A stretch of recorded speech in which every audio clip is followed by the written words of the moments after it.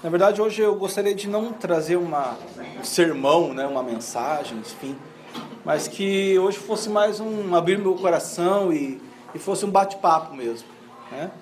Eu quero falar sobre igreja, né? E a gente vai descobrir juntos a diferença entre igreja, corpo de Cristo, e igreja, instituição, e aquilo que realmente nós somos, ou para aquilo que nós queremos ser, tá? Então a gente vai falar da gente. Bom, igreja, vamos falar da gente. Vamos falar dos outros, vamos falar da gente. Tá bom? Vamos orar para te pedir para que o Espírito Santo nos ajude a entender um pouco mais. Deus nos ajuda, Senhor, a entender mais a Tua Palavra e que possamos compreender, Deus, na nossa mente, no nosso coração. E que possamos responder, Senhor, a essa compreensão através de atitudes nossas, Senhor. Que nós possamos estar inserido no corpo de Cristo, mas também saber a importância e a necessidade de estar uma igreja local, Senhor.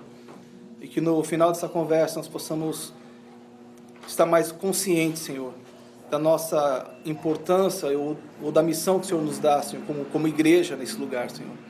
Em nome de Jesus. Amém.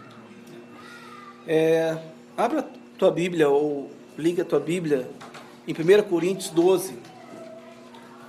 1 Coríntios 12, primeira carta de Paulo a Coríntios, capítulo 12. A gente vai ler do versículo 12 ao 27. O título dessa carta é Diversidade na Unidade. Diversidade na unidade. A gente acha que a diversidade é algo muito ruim, né? Você pensar diferente de mim não é legal, porque eu quero que todo mundo pense igual eu, mas isso não é legal. Paulo fala sobre isso, que existe, não apenas existe, mas é necessário haver diversidade dentro do corpo, né? É necessário que você pense diferente de mim em algumas coisas, para que eu possa talvez aprender com você. E eu pensar diferente de você, que talvez você pode aprender alguma coisa comigo também. E aí a gente vai caminhando. Tem coisas que a gente não vai concordar e a gente vai caminhar do mesmo jeito. Mas isso é diversidade no corpo. Então Paulo fala sobre isso, já existe hoje, mas existia naquela época também. Né, principalmente numa cidade de Coríntios que tinha gente de tudo que é jeito, porque era uma cidade portuária, então tinha gente de tudo que é jeito naquela igreja, e as pessoas não conseguiam se entender, e Paulo está falando, olha, vocês não precisam pensar iguais para vocês caminharem juntos, vocês podem aprender um com o outro. E daí ele escreve essa carta para eles, e diz assim, ora, assim como o corpo é a unidade, embora tenham muitos membros, e todos os membros, mesmo sendo muitos, formam um só corpo. Assim também com respeito a Cristo, pois em um só corpo todos nós fomos batizados em um único Espírito, quer judeus, quer gregos, quer escravos, quer livres, e a todos nós foi dado beber de um único Espírito. O corpo não é feito de um só membro, mas de muitos. Só o pé, se o pé disser, por que não sou mão, não pertenço ao corpo, nem por isso deixa de fazer parte do corpo. E se o ouvido disser, por que não sou olho, não pertence ao corpo, nem por isso deixa de fazer parte do corpo. Se todo o corpo fosse olho, onde estaria a audição? Se todo o corpo fosse ouvido, onde estaria o olfato? De fato, Deus dispôs cada um dos membros do corpo segundo a sua vontade. Se todos fossem um só membro, onde estaria o corpo? Assim há muitos membros, mas um só corpo. O olho não pode dizer à mão, não preciso de você. Nem a cabeça pode dizer aos pés, não preciso de vocês. Ao contrário, os membros do corpo que parecem mais fracos são indispensáveis. E os membros que pensamos serem menos honrosos, tratamos com especial honra. E os membros que têm em nós são indecorosos, são tratados com decoro especial. Enquanto os que em nós são decorosos não precisam ser tratados de maneira especial. Mas Deus estruturou o corpo dando maior honra aos membros que dela tinham falta, a fim de que não haja divisão no corpo, mas sim que todos os membros tenham igual cuidado uns pelos outros. Vou ler de volta. A fim de que não haja divisão no corpo, mas sim que todos os membros tenham igual cuidado uns pelos outros. E quando um membro sofre, todos os outros sofrem com ele. Quando um membro é honrado, todos os outros se alegram com ele. Ora, vocês são o corpo de Cristo, e cada um de vocês individualmente é membro desse corpo. Até aqui. Não sei se preciso falar alguma coisa a mais. Né? Eu acredito numa igreja onde não existem títulos, ninguém é melhor do que ninguém. Não sei quem é você no corpo de Cristo, eu não sei, mas você não é melhor e nem pior do que eu. Eu sei que você é necessário para o corpo de Cristo, senão você não estaria aqui. Eu sei que eu sou necessário para o corpo de Cristo, senão eu não estaria aqui. Mas não que eu seja melhor, porque eu estou aqui na frente, não tem nem microfone, né? Eu sou o dono do microfone, vai falar, mas não tem nem microfone. Ou porque você não está aqui na frente hoje, mas porque você talvez fique na porta, ou porque você traz o café, você ajuda a arrumar. Eu não sou mais importante que você. Nunca fui. E nem pretendo ser. Embora você também não é mais importante do que eu, mas você é necessário. Você está aqui. Eu coloquei um post essa semana sobre uma frase do Charles, acho que o Spurgeon, agora me fugiu agora o autor da frase, mas está lá no Face, sobre que as feras, elas caçam sozinhas, né? E as ovelhas precisam estar em bando para não ficar vulneráveis. Eu conheço muitas pessoas que hoje estão tristes e até decepcionadas com a instituição, e não com o corpo de Cristo em si, mas com a instituição, depois a gente vai ver a diferença, e que hoje não querem fazer parte de um corpo de Cristo. Só que ela é necessária porque ela era uma orelha, era um olho, ela era uma mão, eram os pés. E o corpo de Cristo fica manco sem essas pessoas. E a gente precisa falar, olha, você é importante, a gente precisa de você, está fazendo falta para cá. Não para uma igreja local, porque essa pessoa pode vir para cá, mas ou pode procurar qualquer outra igreja. Mas ela faz falta para o corpo de Cristo. Você consegue entender? Não porque ela vai ser perdida, porque ela faz falta mesmo. Talvez a gente não tenha dado valor para ela em algum momento, mas ela faz falta. Né? A gente vai falar um pouco sobre isso. Como eu falei para vocês, vamos falar da gente aqui primeiro. Tá? Vamos falar dessa igreja que está se formando, é nova, e é legal que está se formando, que a gente pode não ter alguns vícios que algumas igrejas que há algum tempo já está atuante no mercado, né? Tem. Então a gente pode fugir disso, né? A gente tem que se policiar, cuidar um do outro. O que é legal, isso que também está escrito aqui, é um cuida do outro. Não é o cara que está lá na frente que é responsável pela vida de todo mundo. Quem é responsável é aquele que vê que alguém está precisando de alguma coisa. Se tem digamos que aqui só está com um parafuso esse ar-condicionado. Ninguém vê, mas eu vejo. E pode ser perigoso, porque pode cair na cabeça de alguém e machucar. E eu não falo nada. Eu sou responsável por isso. Consegue entender? Não vou precisar do senhorio falar, olha, só tem um parafuso ali. Eu sou responsável e falar, olha, preciso arrumar isso daqui, eu saio daqui de baixo, não fiquem ali. Você quando vê uma necessidade de alguém, você é o responsável por isso. Eu já falei isso para vocês. Uma vez uma mulher foi lá em casa, pedir emprego para cortar grama e diarista. E eu falei, não tem, e tal, como é um condomínio, não sei o que eu respondo e tal. Eu peguei o telefone dela para procurar alguma coisa para ela. E ela falou que estava precisando de cidade, o marido dela estava desempregado, ela morava lá dentro da favela, lá para baixo da minha rua é uma favela. E eu falei, então tá bom, eu peguei o telefone deles e fui para casa e falei, Deus abençoe. E quando eu voltei para o computador trabalhar e Deus falou, Deus abençoe? Que papo é esse de Deus abençoe? E Deus vai usar quem para abençoar? Eu falei, sei lá, outra pessoa, outra casa que ela bater, sei lá. Sim, mas é para você abençoar, você é o responsável, você sabe que essa família tem uma necessidade. Então é para você ir lá e tentar suprir essa necessidade. Se eu mandar essa pessoa para você, é para você, você é o responsável. Não é a igreja, não é outra família, não, é você, Roberto, o responsável. Você pode pedir ajuda, mas se ninguém ajudar, você vai ter que encarar isso sozinho, porque você é o responsável. Entendeu? Você não tem que terceirizar as coisas que Deus está mostrando para você. Você é o responsável. Um cuida do outro. Se um está triste, eu tenho que me entristecer também junto. Eu tenho que doer em mim. Se alguém é honrado, eu tenho que me alegrar com você. Hoje é um dia na verdade, alguns meses atrás, nós nos entristecemos quando o Adriano descobriu um câncer nele. Nós ficamos tristes porque ele se entristeceu, né? Ninguém é premiado, tem um câncer, legal. Né? Ninguém fica assim, fica triste. Hoje nós podemos nos alegrar porque hoje ele não tem mais, foi tirado o câncer, né? Não vai precisar fazer quimioterapia nem radioterapia, e hoje nós podemos celebrar isso com eles. Puxa, glória a Deus, que bom que você está aqui, que bom que você está bem. A vitória dele é a minha vitória, a tristeza tua é minha tristeza também, a gente tem que doer um pelo outro. Aqui pode ver que não está dizendo que é um pastor, é um presbítero, tem que ter algum título para fazer isso. É um cuidando do outro, para que ninguém fique descuidado. Né? Essa é a igreja de Cristo. A igreja de Cristo, o corpo de Cristo, é quando a Bíblia se refere várias vezes como igreja, instituição, igreja local, ou igreja corpo de Cristo, o corpo místico de Cristo. Alguns textos sobre o corpo místico de Cristo, do qual Paulo está falando aqui, apesar de estar numa igreja local. Tá? Aqui é um texto sobre o corpo místico de Cristo. Esse corpo místico de Cristo não está apenas endereçado ao povo de Coríntios, mas está o pessoal de Filipos, está endereçado aos outros lugares. Esse texto serve para nós também hoje, para a igreja, não de São José dos Pinhais, mas uma igreja em São José dos Pinhais. A igreja de Cristo não de São José, mas a igreja de Cristo em São José. Isso faz toda a diferença, né? O papo que Jesus teve com a mulher samaritana do poço, todos lembram essa história. A mulher samaritana falou assim, no momento da conversa, e fala: tá, Jesus, você é judeu, eu sou samaritano, você nem devia estar falando comigo. Mas já que você está falando comigo, me responde uma coisa, já que você é profeta e sábio, onde que eu devo adorar?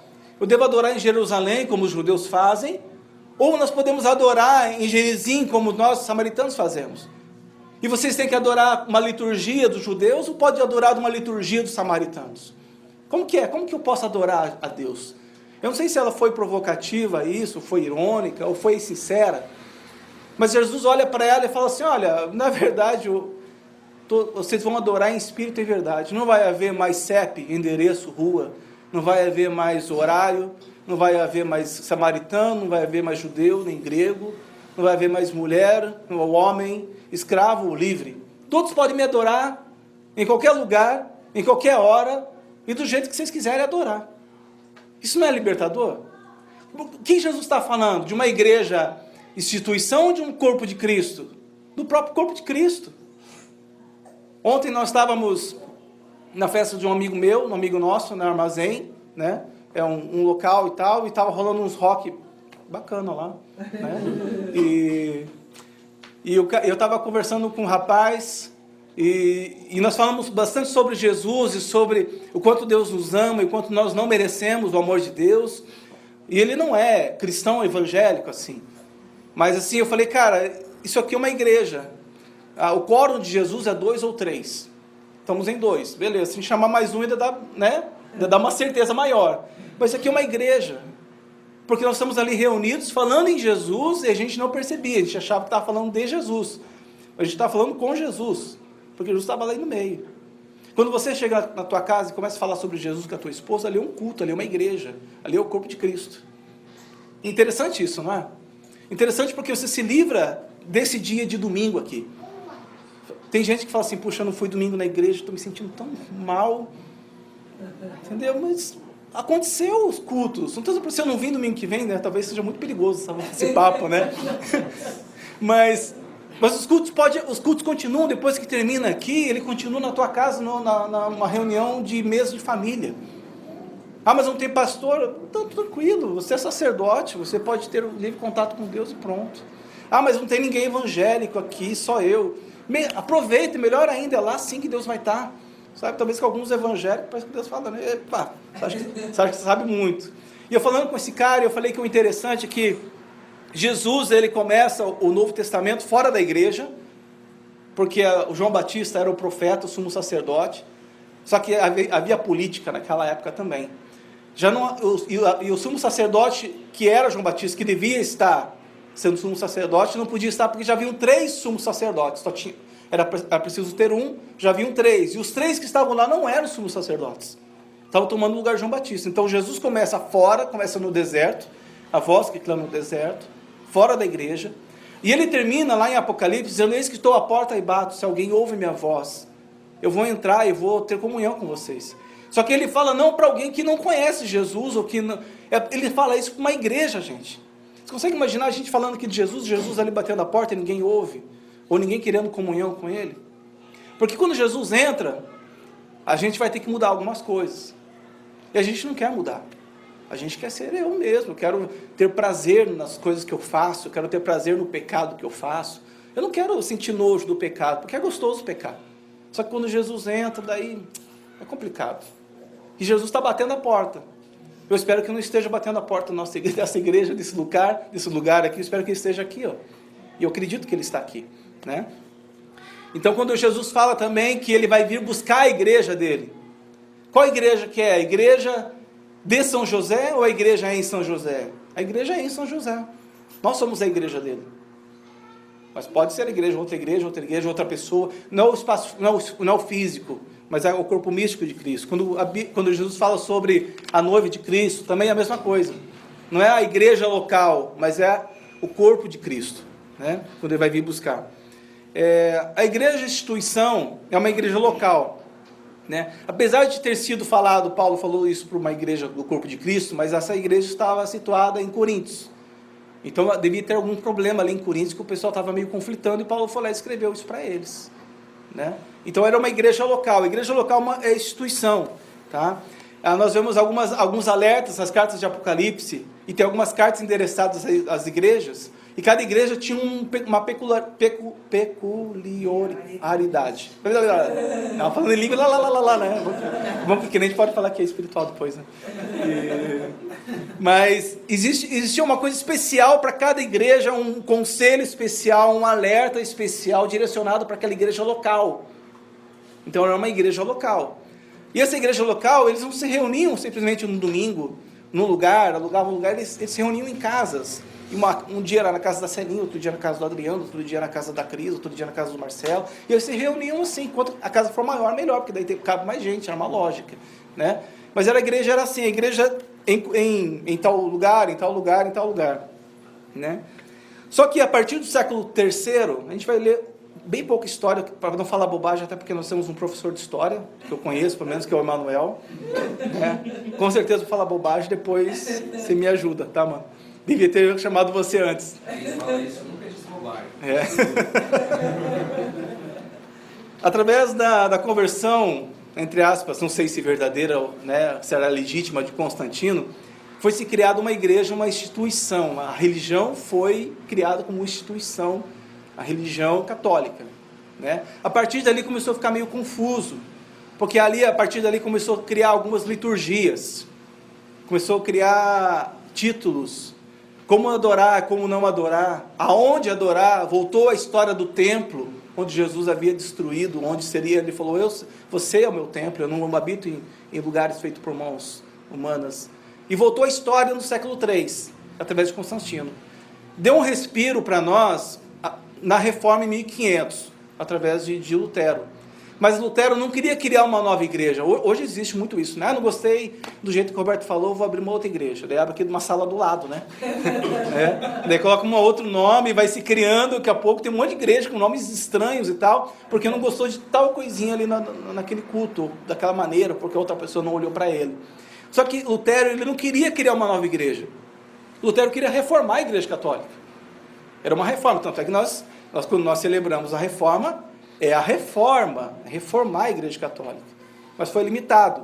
Aquilo ali nos deu um pouco de respiro, mas nós continuamos hoje, depois de 500 anos, a partir do Lutero, ainda com essa ideia, com essa liturgia, com essa ideia de que o pastor é mais ungido do que todo mundo, de que o padre é mais ungido do que todo mundo, de que o papa é infalível, de que o apóstolo é infalível. Percebeu que a gente só mudou de nome, de título, de maneira, mas continua as mesmas peças, os mesmos lugares, continua a mesma coisa, né? E não tem como fugir disso. É errado, gente? Não é errado, entendeu? Não vou dizer, se é errado, a partir de agora a gente vai adorar a Deus plantando bananeira todo mundo, né? Porque não é errado. Mas assim, a gente tem que saber de onde que veio essa raiz. Por que nós cultuamos assim, dessa maneira aqui, ó? Tá? Por que nós cultuamos? Porque nós temos que ter essas figuras na igreja, né? Eu acredito que é mais uma questão de organização, de função, do que uma hierarquia dura, rígida, né, de coronéis. Não, na minha cabeça não é isso, tá? Ou não deve ser isso. Só que a gente vai se distanciando daquilo que é realmente o corpo de Cristo, né? Hoje a gente pensa como igreja, o título, na verdade, eu nem falei, mas o título desse papo é uma igreja que cresce.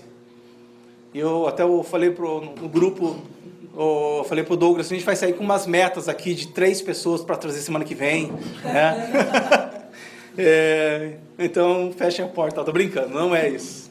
Tá? Eu sou que nem a Dilma, não ter meta para alcançar meta. É tão confuso que eu não consigo nem... É isso, né? É mais ou menos isso. A gente vai ser o estilo Dilma aqui para a questão de crescimento de igreja. Né? Só que... Pensa o seguinte, eu não sou crítico da instituição, até porque nós estamos caminhando para uma instituição. Quando eu saí de uma igreja, eu queria formar um grupo de pessoas que fossem adorar Jesus numa casa e que nós pudéssemos simplesmente nos encontrar e nos alimentar, e alimentar um ao outro, e uma igreja sem nome. Só que se um dia você fosse lá e alguém perguntasse, onde está indo? Eu estou indo numa igreja, acho que é igreja. E como que é essa igreja? Como que é o nome dela? Sei lá, uma igreja sem nome. Já virou igreja, entendeu? Já virou título, igreja sem nome, do reino de Deus. Sei lá, qualquer coisa, né? Então não tem como fugir. A instituição é a única coisa que a gente consegue fazer. É uma porcaria? Muitas vezes mas é o que a gente consegue fazer. Deus falou para nós, filho, faz jardim. Cultiva jardim. E a gente fica teimando em construir cidades. Até que Deus fala assim, tá bom, filho, só sabe construir cidade. Não é possível um negócio desse. Papai, é o seguinte, eu vou construir uma cidade, Jerusalém. E daí sim você vai morar. Ou eu vou me render a ti. Parece meio estranho, né? Tá bom, olha, você não está certo, mas eu vou fazer do meu jeito. Pode ser? Pode. Eu quero que Deus possa olhar para nós e falar, filho, faz jardim. E a gente tenta fazer jardim, a gente faz cidade. E Deus fala assim, tá bom, olha, você está fazendo cidade de volta, Roberto. Eu te chamei para uma outra coisa. Eu falo, mas sabe o que? Eu vou ajudar você a fazer essa cidade aí. Vamos fazer junto essa instituição para que possa ser reconhecido como corpo de Cristo? Eu falo, beleza, que eu possa atrapalhar menos possível a tua ação. E é isso que a gente vai caminhando. Né? Então eu não sou um crítico da igreja, instituição, porque eu seria crítico de mim mesmo. Né? Acho que não é muito inteligente fazer isso. Né? Logo a gente vai ter que ter membresia, estatuto, essas coisas chatas, CNPJ, porque um dia a gente vai ter que abrir uma conta de banco, então a gente vai ter que alugar um lugar. Vamos parar aqui, senão eu vou desistir. Mas um dia a gente vai ter que chegar nisso. Vai ter jeito. Tá? Então seria até uma hipocrisia minha falar que não, instituição é tudo errado, vamos fazer outra coisa. A gente vai acabar caindo na instituição. Não adianta. Tá? Eu participei de muitos seminários da igreja que eu era sobre crescimento de igreja. Eu dei aula sobre crescimento de igreja, tanto que eu assisti aula sobre crescimento de igreja. Existem algumas estratégias para você fazer crescer uma igreja. Eu quero falar isso para vocês, não para vocês aplicarem, por favor. E até para vocês não esperarem de mim ou dessa igreja aqui. Tá? Não estou dizendo que nós somos melhores, mas eu não penso sobre isso. Eu não acho que é isso. Tá? Possivelmente eu esteja errado. Não sei, mas é nesse caminho que eu vou trilhar. E quando a gente pensa sobre seminário de igreja, para crescer a igreja, a gente faz algumas perguntas. A gente faz uma pergunta assim, como que eu posso atrair mais pessoas para o culto? Como que eu posso, que a minha mensagem, o meu convite para a pessoa, possa ser a mais atraente para que ela desperte interesse para que ela venha para o culto? Daí a gente fica pensando algumas coisas como fazer. Vou chamar ela para um café, vou chamar ela... Não é errado, entendeu? Mas é somente para vir para o culto. Daí a pessoa vem para o culto. Então a pessoa vem para o culto e o cara tem como fazer um culto também atraente para as pessoas que conseguiram vir, para que as pessoas fiquem no culto, para que as pessoas gostem do culto. Então a gente começa a criar alguns elementos, tem umas luzes diferentes, daí tem uns negócios, tem umas músicas, tem uns negócios, né? Tem uma palavra que o cara fala, que o cara tem uma musiquinha de fundo, enfim, você se sente lá assim, nossa, estou bem, saí de lá muito bem. A ideia do culto é que você saia daqui mal. Tá? A ideia daqui é que você saia daqui tipo assim, puxa, eu não estou confortável. E é justamente isso, é para você não ficar confortável. Porque se você está confortável, você pode ficar no teu sofá da tua sala assistindo qualquer outra coisa que fica melhor, é mais confortável que aqui. Mas a ideia do culto é para você não se sentir confortável. Porque ela vai contra aquilo que você quer, aquilo que eu quero. Então a gente pensa como manter os fiéis. Beleza, ele gostou do culto, ele veio, gostou do culto, como manter eles? Então a gente começa a encher de programação, um monte de coisa, e corre para lá, corre para cá. Todo mundo vai para a direita, todo mundo corre para a direita, todo mundo para a esquerda. E a final de semana, atrás de final de semana, a gente esquece de família, a gente esquece de tudo. Porque tem que ser mais atraente, entendeu? A gente não pode perder as pessoas para a igreja que está na esquina do lado, que lá eles têm uma música diferente, a gente tem que criar outro repertório, porque está muito batido essas músicas. A gente tocou 2 vezes já essa música no mês. Né? É possível um negócio desse. Né? O que a gente canta? A gente canta o que o povo gosta.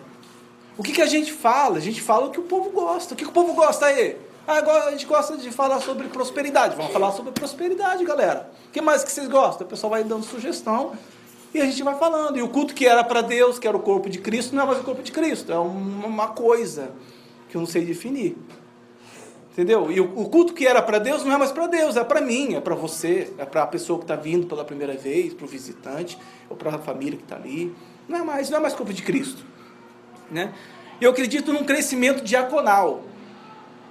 Esse crescimento, quando acontece, é bem devagar. Por que eu estou falando para vocês? Porque eu quero ser sincero com vocês para saber onde vocês estão se metendo. Tá? Porque se não for essa ideia de vocês, vocês têm a chance e oportunidade de procurar um outro lugar para vocês. E não tem problema nenhum, contanto que tenha pessoas que consigam pagar 150 de aluguel por semana, tá beleza. Minha preocupação é essa. Vocês conseguem entender? Eu não estou dispensando vocês, mas eu tenho que ser sincero com vocês. Eu tenho que ser sincero comigo.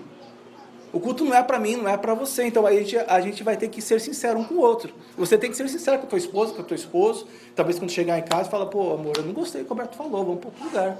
E tá tudo bem, tá tudo certo, só avisa a gente, para a gente não ficar despreocupado, só não fique no limbo, né, do nada, mas procura um lugar para você, né? Eu acredito num crescimento diaconal. O crescimento diaconal, ele faz também algumas perguntas para crescer. A pergunta é, como que eu emancipo vocês para o serviço? Como vocês poderão ficar menos dependentes de mim para trabalhar lá fora, não aqui dentro, lá fora. Né? Outra pergunta é, como que eu me livro de vocês? Eu preciso me livrar de vocês. Você não pode ser dependente de mim para fazer alguma coisa. Eu não posso ser dependente de você para fazer alguma coisa lá fora. A gente tem que fazer. Você pode pedir ajuda? Pode, mas se alguém falar, Roberto, o que a gente vai fazer com os refugiados? Né? Ou o que a gente vai fazer com tal coisa? Eu vou falar, olha, não sei, cara. O que você pensa? Eu penso fazer isso. Manda ver, então. Chama algumas pessoas que pensam igual e vamos fazer. Você consegue entender? Eu não preciso depender de uma iniciativa minha. Né? Então, eu acredito nesse serviço. Como eu mobilizo vocês para servir lá fora? Como que eu faço? O que eu preciso falar para vocês? O que eu preciso ensinar para vocês para que vocês saiam daqui desconfortáveis para poder se sentir confortável servindo lá fora? É lá fora que acontece o negócio, não é aqui dentro. Tá? Que tipo de o que eu preciso falar para tirar vocês desse conforto, desse lugar, para te engajar na missão, que é o corpo de Cristo? Tá? Eu tenho a consciência que isso não cresce, ou não cresce do jeito que nós esperávamos ou queríamos que crescesse. Eu tenho essa consciência, e eu sei que talvez semana que vem aqui vai ter as mesmas pessoas, ou um ou dois a mais ou a menos, e está tudo bem. Eu quero que você também fique pensando, talvez fulano não veio mais, mas ele está na outra igreja, já está tudo certo. Ou convidei tal pessoa, a pessoa não gostou, mas está tudo bem, contanto que a pessoa consiga ir para outro lugar que ela goste, está tudo certo. Você consegue entender? Eu quero que você não fique com esse peso de, nossa, não encheu. Justamente hoje encheu a igrejinha, né? A gente fala igrejinha. Né? Hoje está cheio, hoje está casa lotada. Né? Mas nem sempre é assim. Deve ter um dia que a gente vai fazer uma roda aqui. E foi super bom, deu tudo certo, e Deus estava aqui, está tudo bom. Então nós não temos essa preocupação com números, com pessoas e pessoas e pessoas e pessoas. Não temos essa preocupação. Tá? Então nós temos a preocupação de que as pessoas que estão aqui possam fazer um barulho lá fora. Mas um barulho que ecoa a justiça para as pessoas, responsabilidade para as pessoas que você acredita que precisa ser responsável. Tá? Quando nós viemos alugar aqui, o senhorio, o primeiro dia, ele falou assim, olha, tem essa sala aqui, quantos vocês são? Eu falei, cara, a gente é uns 15, eu acho. E ele falou assim, olha, 15, mas peraí, aqui tem um lugar, acho que mais umas 40, mas lá embaixo tem mais espaço, logo vocês vão para lá, vocês vão crescer. A ideia dele, entendeu? Ele não é... Ele tem aquela ideia ainda, porque é o peixe que a gente vende. Né? E eu falei, cara, calma, fica tranquilo, a gente acho que vai ficar bastante tempo ali. Né? Fica tranquilo. Né? Um lugar onde não há títulos, como eu falei, mas há funções, e funções diferentes, como o corpo de Cristo. Né? O principal não é o que está aqui dentro, mas o principal é lá fora. Às vezes a mensagem te alcança, mas para você alcançar alguém lá fora. Não para alcançar você e você ser o único beneficiado dessa mensagem. É muito egoísmo para nós. É muito egoísmo, porque tem gente que está acamado que não consegue vir. Essa mensagem tem que chegar até eles, de alguma maneira. E você é o porta-voz dessa mensagem. Você é essa pessoa, né? Você vai conseguir alcançar pessoas o qual eu não consigo alcançar, que eu não conheço, você conhece que está precisando, né? Eu não quero ser dono de ninguém. Não quero ser dono de ninguém. Uma pessoa, convidei uma vez para vir para cá, eu falei, vamos lá, vamos participar com a gente, caminhar com a gente. E a pessoa falou assim, você vai se meter na minha vida? Né? E eu falei, não, eu acho que não, né? Mas existe um cuidado em si, mas não se meter, mas é a bagagem que essa pessoa traz nela, porque já se meteram demais, abusaram dela em algum momento da vida dela, e ela falou assim, eu não vou à igreja mais nenhuma porque as pessoas querem se meter na minha vida. E as pessoas, talvez não tinha sido um abuso, mas talvez um abuso exagerado que se tornou, um cuidado exagerado que se tornou abuso. Então a gente tem que cuidar com isso também. Eu não sou dono de ninguém, nem quero ser. A única pessoa que tem que me respeitar, tá? E tem que me obedecer, minha esposa não. Desculpa, amor, é você. É minha filha de 8 anos. A Eliane também de vez em quando, né? Mas a minha filha de 8 anos, eu sou responsável por ela, diretamente. Entendeu? Você é responsável pelos teus filhos. Nós somos responsáveis um pelo outro, mas não para dizer o que você tem que fazer, o que você não tem que fazer, se você não fizer, está na brecha, está na maldição. Não é isso. Somos amigos. Nós choramos com os que choram. Né? Ainda depois de tudo isso, gente, que eu falei para vocês, se vocês voltarem semana que vem e trouxerem 3, vocês vão ganhar, tô brincando, é uma promoção. E se mesmo assim a gente crescer, porque há um perigo da gente crescer, você fala assim, Roberto, por que a gente cresceu? Se eu falar para você, sabe por que a gente cresceu? Porque a gente foi num hotel. E o hotel é muito bacana, muito legal, tem ar-condicionado, é bem localizado, as pessoas, tem café no final, por isso que cresceu. Se eu vier com essa explicação humana, é furada, gente. É furada. Porque a estratégia humana, querendo manipular o corpo de Cristo, isso não funciona. Manipula a igreja local, instituição sim, mas corpo de Cristo não funciona. Agora chegar para você e falar, olha, sabe o que a gente cresceu mesmo? Eu estou até preocupado com esse crescimento. Eu estou achando que a galera não entendeu ainda, mas vamos ver. Mas se cresceu, porque é a graça de Deus, não tem outra explicação. É Deus que é bondoso com a gente, e é Deus que nos acrescentou. Não tem outra explicação. Então o corpo de Cristo, quem faz crescer é Cristo, porque o corpo é dele. Não que a gente não tenha nenhuma cooperação, a gente vai tentar não atrapalhar menos possível, talvez. Né? Então, se é bom para você, pode ser que seja bom para outra pessoa. Tá? Então, por que nós estamos falando isso? Porque nós temos uma visão melhor, nós somos melhores? Não, possivelmente nós sejamos os piorzinhos, na verdade. Né? Mas porque eu acredito que igreja tem que caminhar nessa maturidade. Eu não quero que vocês sejam crianças. A Giovana, eu preciso falar para ela sempre. Né? Giovana, vai escovar os dentes. Não agora, Giovana, tô brincando. Giovana, passa o fio dental. A Eliane fala 4, 5 vezes, né, por noite. Né? Passa o fio dental, filho. Passa o fio dental. Passa o fio dental. Né? Eu não quero, vocês não são crianças de 8 anos. Ninguém aqui é criança de 8 anos. Eu não preciso falar para vocês, escova teu dente, passa o fio dental. É por isso que a nossa liturgia é de uma maneira... Existe liturgia, Roberto? Existe. Isso aqui é uma liturgia. Você chega pela manhã, você dá oi para algumas pessoas, consegue dar oi para todo mundo, já que somos poucos, né? Daí você senta, começa o louvor, alguns ficam sentados, outros ficam de pé, outros se ajoelham, e está tudo bem, ninguém é mais ou menos adorador do que dependendo da posição que está. E daí acaba o louvor, muito tranquilo, daí alguém chega e fala, gente, 15 minutos de recreio. Daí você vai tomar café, né? Quando você vai tomar café já não tem mais café, você tem que tomar chá, né? E daí você fica conversando, você começa a conhecer pessoas diferentes, e você começa a conversar sobre as coisas, e ali é culto, gente. Ali está acontecendo culto. Daí daqui a pouco alguém fala, gente, vamos voltar aí? Vamos voltar. Você vem, senta, tem uma palavra como essa, e depois no final tem uma ministração, uma oração, e cada um para sua casa. Não faltou alguma coisa? Não faltou a parte da oferta?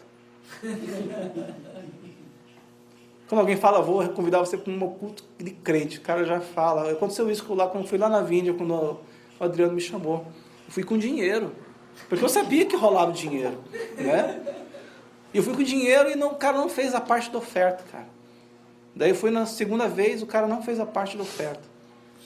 Daí a terceira vez eu falei, Adriano, vocês vivem do quê? De fotossíntese? Como vocês pagam essas coisas? Aluguel e água e luz? Daí o Adriano mostrou num cantinho, era uma casinha na época, de madeira, bem discreto, que era bem da cor da parede. Eu falei, tem uma caixinha ali que você pode colocar o teu dinheiro quanto você quiser. Se você quiser colocar no envelope, só coloca lá. Qual hora? Qualquer hora. Tanto faz. Você consegue entender que eu não preciso vir aqui todo domingo para falar para você, colocar mais uma peça, mais um momento da liturgia de oferta, para dizer para você, agora é o momento da gente, para eu lembrar vocês de escovarem os dentes. Você consegue entender? Não preciso, porque vocês não têm 8 anos. A caixinha está lá, todo mundo sabe a necessidade, todo mundo, nós prestamos conta daquilo que entra, daquilo que sai. A gente está bem, gente, está tudo bem. Empatando o nosso aluguel aqui, está ótimo. E o dia que alguém tiver uma necessidade de dinheiro, a gente faz uma vaquinha aqui, extraordinária, uma coleta, e a gente tenta suprir a necessidade daquela pessoa. Está tudo certo. Então a nossa intenção, a nossa liturgia é extremamente enxuta. O que acontece com o quê? A adoração é uma comunhão que você tem com Deus. Depois da adoração que você tem com Deus, a comunhão que você tem com Deus, você vai ter uma comunhão diferente com o teu irmão, com a tua irmã, no café. E depois dessa comunhão, a gente vai aprender juntos da palavra. E depois de aprender juntos da palavra, a gente vai orar a palavra e a gente vai orar um pelo outro. E daí continua essa oração, esse culto na mesa do almoço de vocês. A gente não precisa fazer mais nada. Então essa é a nossa proposta de culto e de igreja para este lugar, não de São José, mas em São José dos Pinhais. Nesse lugar aqui, cidade, porque talvez nem seja, a gente vai ficar sempre aqui, mas dependendo de onde for, essa vai ser a proposta, tá? Alguém assistiu, eu queria terminar, alguém assistiu aquele filme Até o Último Homem? Quem que não assistiu? Spoiler. Assista, se alguém tem Netflix, assista hoje, é bem bacana. Até o Último Homem? Até o Último Homem, um filme de guerra. É o cara que faz o Spider-Man, o espetacular Homem de Ferro. Homem de Ferro. Eu gosto do Homem de Ferro, Homem-Aranha. É tanto homem também, que é tanto herói que... Vocês não perdoam, né? Tentando ser espiritual aqui para vocês chorarem pro final. E esse filme é muito interessante, que não vou dar spoiler, mas você vai assistir, mas no final eu não vou te contar, tá? Ele vai para a guerra, mas ele não vai para a guerra para matar. Ele não pega em arma. Ele quer ser médico, ele quer lá para salvar vidas. Então, e aquilo ali é um absurdo para os americanos, porque eles falam assim, poxa, mas você vai para a guerra, mas você não vai pegar em arma, você não vai matar? Mas se você não matar, você vai morrer. E ele fala, tudo bem, é uma possibilidade, mas eu não vou matar. Eu estou lá para salvar pessoas. Então ele vai lá sem armas nenhuma, e ele vai lá para salvar pessoas. Então ele vai salvando os amigos dele. Chega um momento do filme... Não. Tá. Mas só um pouquinho. Que ele salva um japonês. Nada, né? É a guerra né? O japonês está todo ferido lá e ele começa a salvar os amigos dele, e de repente ele vê o japonês está ferido, ele vai lá e salva o japonês, dá um remédio pro cara não sentir mais dor. Entendeu? O cara... Não, mas não contei, a parte final tá aqui agora. Tá. Ele morre no final, tô brincando. Não sei, pode ser que não. Tá bom.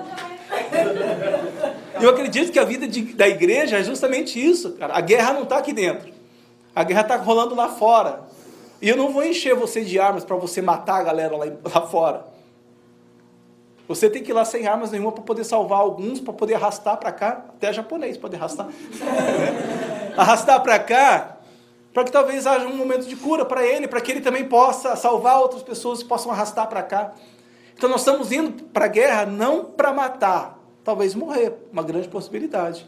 Mas a grande intenção é para salvar alguns. Até o Último Homem, assista esse filme. Eu não vi, mas minha filha viu, né? É muito bom. Tá na Netflix. Gente, é isso. Eu quero... Não sei se vocês entenderam, conseguiram entender. Não sei quantos aqui estão decepcionados. Mas a minha proposta sempre foi essa, talvez eu nunca verbalizei dessa maneira, como mensagem e tal. Mas por isso que eu pedi para gravar, que vai estar no site, né? Vai estar na fanpage, né? Vai estar no site, já tô no site já. Para quando você tiver uma dúvida, falar, sabe que eu participo, dá uma corrida lá na mensagem e vê se é isso mesmo que você quer para você e para tua família. É essa igreja que eu desejo que a minha filha cresça, ó, já estou, né? Mas que a minha filha cresça, é nessa igreja, onde ela pode ter liberdade, onde ela pode saber que todo mundo é igual, onde todo mundo com funções diferentes, mas ninguém é melhor do que ninguém, ela não é melhor do que ninguém. Esses dias eu estava, olha como que é a cabeça da criança.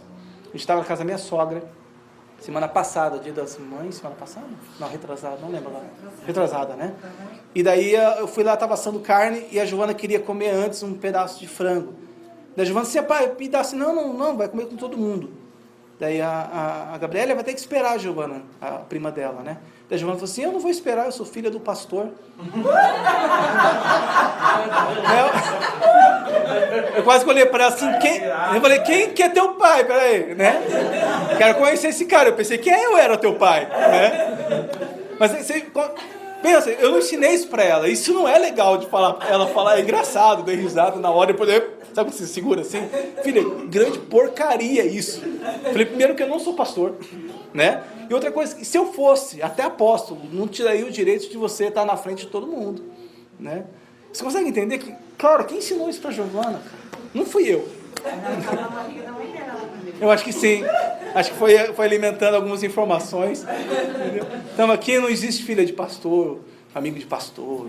Não existe. Todos nós somos o mesmo corpo. Você é muito importante para esse corpo. Se você faltar a semana que vem, você vai fazer falta para esse corpo. Você vai fazer muita falta para esse corpo. Amém? Amém. Obrigado, gente. É isso. Vamos orar então para a gente encerrar. Desculpa passar um pouquinho do horário.